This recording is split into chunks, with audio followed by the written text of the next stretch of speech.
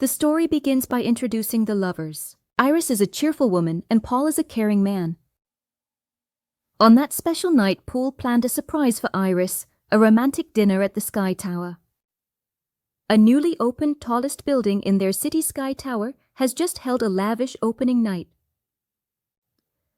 And thanks to Paul's network of contacts, he managed to get exclusive tickets to the event. Arriving at the building, they found the elevator to the top, full and crowded. Seeing that, Iris was worried and refused to go up, but Paul convinced her, and finally they decided to continue the journey even though the elevator capacity was only for 8 people. From the beginning of the journey up, something felt wrong. Lei seemed to move in an abnormal way, giving the impression that something was not functioning properly. The Sky Tower, which was built in an unprecedented amount of time, was completed 5 months earlier than expected. The two finally reached the top of the building. From a height they could enjoy the vast beauty. But when arriving above the altitude, Iris felt nauseous and had a stomach ache. At that moment, it was revealed that Iris was 2 months pregnant, a news that she had not had time to tell Paul because she was afraid Paul would be disappointed. Fortunately, there was someone there to save Iris at that time. After the incident, Paul took Iris for a walk to get some fresh air outside the building. But when they went out, there was a series of strange events happening. Around them, a mother's hat fell from above, and a boy threw a coin down. Little did they know that these small things would lead to a series of bigger and more unexpected events that would eventually lead them to inevitable doom. In a romantic moment, Paul gives a big surprise by proposing to Iris in the middle of a magical night. At the same moment, Iris finally reveals that she is pregnant. Instead of being angry or disappointed, Paul feels happier. He actually wants a child from Iris. And this is the moment he has been waiting for. Iris also happily accepted Paul's proposal to celebrate their happiness. They headed to the dance floor without anyone noticing that the floor was cracked and there were pieces of glass falling. As they were enjoying the music, Iris suddenly felt a strange vibration under her feet. Then suddenly the glass floor shattered and many people fell, including Paul. Chaos ensued. People ran around in panic. Some of them were burned, and others were famous for the explosion that destroyed everything around them. They tried to head for the fire escape, but suddenly it shattered with a terrifying roar. With the situation getting more chaotic, they ran towards the elevator, but the elevator was full, and there was no more room to accommodate them. Iris tried to find a way out, but the situation only got worse. Because the damage was so severe, the building was further destroyed and split in two, followed by the grand piano that fell down due to the coin thrown by the boy. The piano fell on one of the people there, and the result was that the person was crushed. Iris was all that was left, but there was the only child alive who had survived the explosion. Iris, despite her desperate condition, was determined to save him. Together with the little boy, Iris tried to get out of the building that began to crumble, but finally they were both mired in an untenable situation. They ended up dangling from the rubble of the collapsing building, but not long after that they ended up falling. And the suspense of what had just happened turned out to be a nightmare for Stefani, a smart and sensitive student who begins to sense something strange in her sleep patterns and dreams. For the past 2 months, she has been having the same dream about a woman named Iris. This strangeness confuses her even more when she remembers that her own grandmother is named Iris. Because she feels disturbed, Stefani decides to go home just to calm her mind. Arriving home, she was warmly welcomed by her father and her brother Charlie. In the midst of the calm atmosphere, Stefani told her father about her recurring dreams about a woman named Iris, but her father only listened attentively without asking many questions. Meanwhile, Charlie, Stefani's younger brother, seemed reluctant to be around her. As is typical of sibling relationships, they were often involved in petty arguments. Despite this, Stefani decided to take Charlie to their cousin's house. Upon arrival, they were greeted by several family members, Eric, Bob, and Julia, who seemed closer to Charlie than to Stefani. Stefani was also greeted by Aunt Brenda and her husband, Uncle Howard. Without further ado, Stefani immediately asked about Iris's grandmother, hoping to get more clues about her grandmother. But her uncle's reaction was very different from what she expected. Uncle Howard was angry and reluctant to answer Stefani's questions, saying that Iris's grandmother was an insane woman and that it was because of Iris that Stefani's mother had disappeared until now. Her uncle told her that Grandma Iris had become very strict and forbade her children to leave the house for no apparent reason. Hearing this, Stefani was even more confused and anxious. She begged Aunt Brenda to tell her where Grandma Iris was, and after some urging, Aunt Brenda finally told her where Grandma Iris lived. Stefani, still confused, decided to follow Aunt Brenda's instructions and went to the address in the letter. The address led to a remote place in the woods that was very isolated. Once there, the place looked like a fortress of protection surrounded by high fences and CCTV cameras monitoring every corner. Stefani cautiously approached the door and introduced herself as Iris's granddaughter. Only then did Iris decide to open the door and let Stefani in. But despite being allowed in, Iris did not immediately welcome Stefani warmly. Instead, she examined Stefani, ascertaining who exactly was standing before her. Stefani began to tell Iris about her difficult childhood and how her mother Darlin left her when she was 10 years old and how she grew up without her mother. Hesitantly, Stefani also told her about her strange dreams in which she always saw the dead Iris in the sky tower. Iris listened carefully, and in a low, serious voice she explained that it was not just a dream, but a very real vision. Back in the sky tower, Iris had a terrifying vision of the future, a glimpse that showed that everyone in the place would die. So Iris intends to save them all, but saving those people has fatal consequences. The place, which was previously open to the public, was finally closed and never opened again. Death, who did not like the change of fate, returned to finish off all the survivors of the events at the Sky Tower, including Paul. From then on, Iris lived by constantly running away from the death that pursued her. But now she has cancer, a disease that is slowly killing her. Iris then told Stefani that there was a book she had written containing knowledge and secrets about what had happened and what was to come. Iris wants to teach Stefani how to deal with this fate, but Stefani, who does not believe, only looks at Iris with doubt and thinks that her grandmother has lost her mind due to the influence of her illness and suffering. To make Stefani believe, Iris decides to show her what's in her book in an unexpected way. Iris came out of the sanctuary, and just as it was written in the book, she faced death in a sadistic way, and she died before Stefani's very eyes. Seeing it with her own eyes, Stefani was so frightened and traumatized, she never imagined she would witness her grandmother's death in such a tragic way. At the same time, Darlin, Stefani's long-lost mother, came to attend her grandmother's funeral. The existence of her mother, who has been missing for years, makes Stefani feel very angry and disappointed. She couldn't contain her resentment towards her mother, who never came back and left them without news. Arriving at her house, Stefani began to open the book left by Iris. The book contained various frightening things and revealed events that seemed to be related to fate. As experienced by the people in the movie Final Destination, each page gives a description of the horrible events that will happen. And just then, Stefani had a bad feeling about what was going to happen next. She felt that someone was going to die at the family barbecue party that was taking place. Meanwhile, at Uncle Howard's house, the atmosphere was filled with preparations for the barbecue party that was about to begin. Darlin, who had just arrived, brought peanut cookies that were accidentally served to Bobby, who turned out that Bobby himself had an allergy to nuts. Even if it seems like a small incident, it will all be part of the inevitable destiny. Back at home, Stefani continued to study the book and tried to understand what had really happened.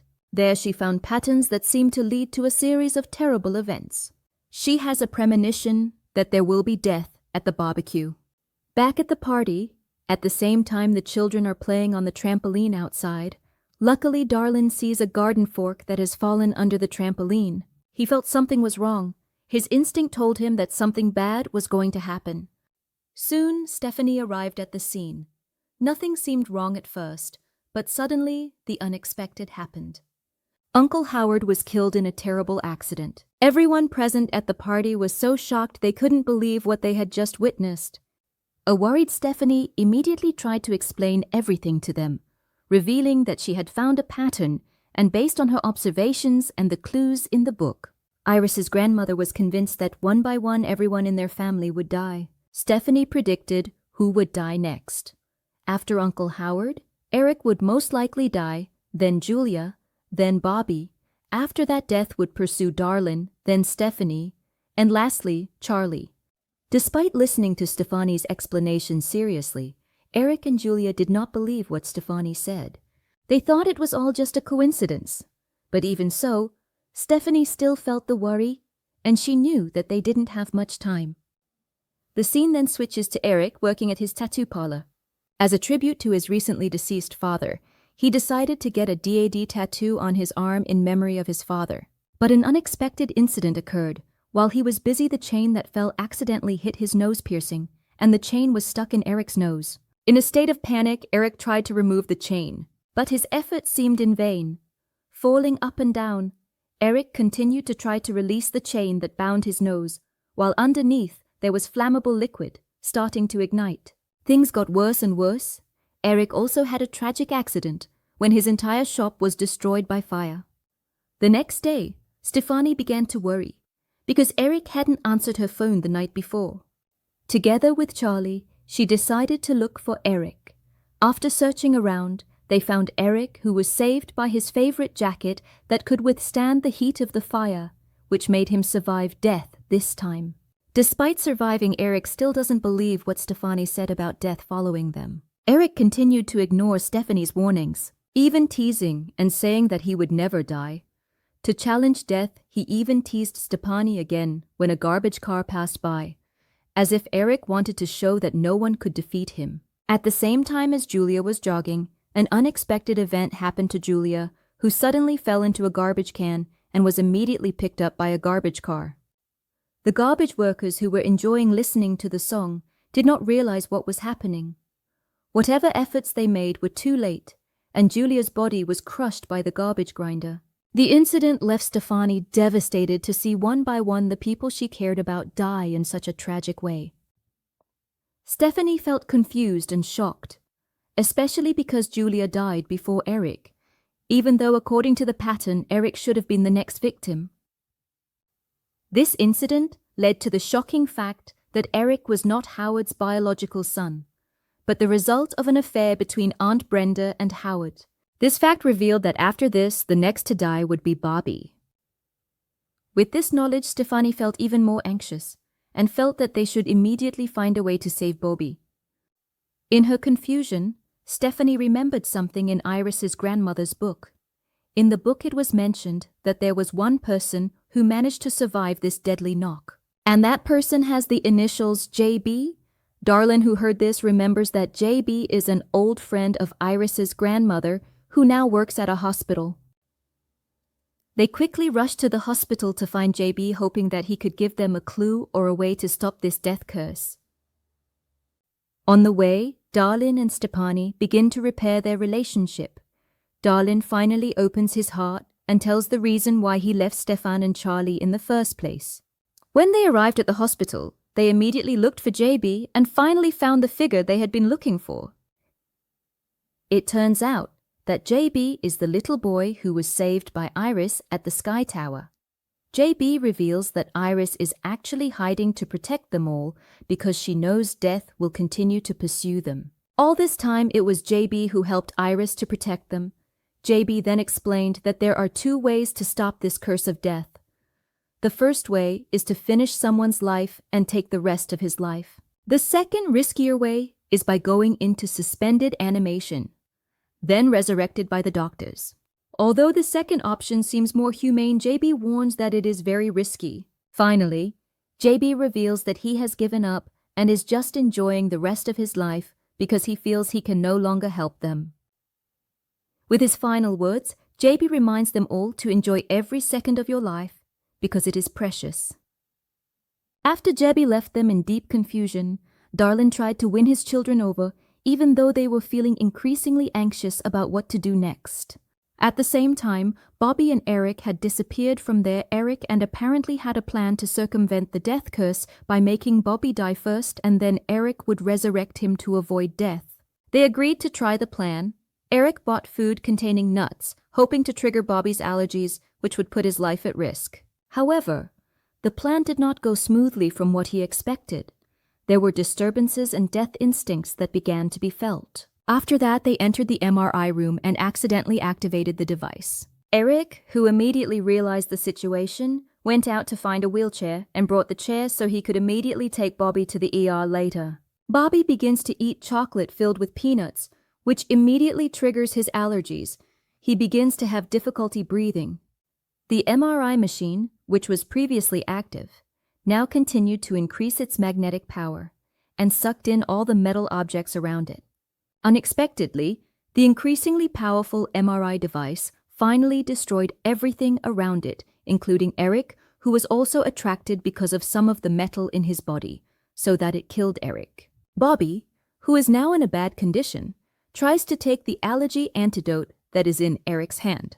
And when he managed to grab the antidote, death did continue to come to him. A metal flew and hit hard on his head, which made Bobby die. Losing two people at once, Stefani and Darlene could only feel deep sorrow. They lost almost their entire family in a very short time, and there was nothing they could do about it. Now only Stefani, Charlie, and Darlene are left trying to survive the death curse that continues to hunt them. Despite losing almost everyone they loved, they didn't just give up. They remembered that their grandmother Iris had been hiding in her cabin for a long time to protect them. They decided to go to the cabin hoping that it would give them protection. The plan was that Darlene would stay in the cabin so that her children could live a normal life without the fear of death lurking around them. Without wasting any time, they rushed to the cabin, which was located in a secluded place. On the way, a grandmother was seen picking up a coin that fell on the ground, which they didn't know was a part of the destiny that would lead them to the next horrible event. Arriving at the cabin, they found the gate locked tightly, so they decided to break in. Once they made it inside, a new catastrophe awaited. Stefani's seatbelt jammed, and inside the cabin, things got worse. Dangerous gas had filled the cabin, and when a spark occurred, a violent explosion occurred. Sending them into danger, Stefani was flung into the lake, while Charlie was crushed by the wreckage. Luckily, Darlene arrived in time to save Charlie. But bad luck continued to follow them when a pillar collapsed and fell on Darlene, who died. Even so, Charlie did not give up. He immediately swam to save Stefani, who began to sink. Stefani was no longer breathing, and Charlie continued to help and managed to bring Stefani back to life. That way they were both finally convinced that they had successfully survived the curse because Stefani had risen from the dead. But reality cannot be denied. Even though they managed to survive, fate is still inevitable. Charlie, who now feels more relieved, decides to continue his life normally. He wanted to go on a date with the woman of his dreams, leaving the dark past behind.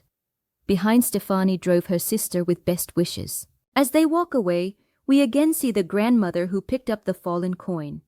This time, she drops the coin again, and the coin landed right on the railroad tracks. Unwittingly, this became a new sign of a destiny that had not yet ended. There, they met Charlie's girlfriend's father, who turned out to be a doctor who had treated Stefani. He explains that Stefani didn't actually die in the accident.